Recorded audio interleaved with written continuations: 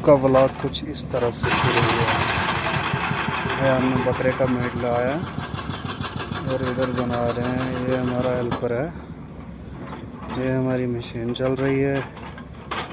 इधर हमने पानी पूनी सामान रखा है।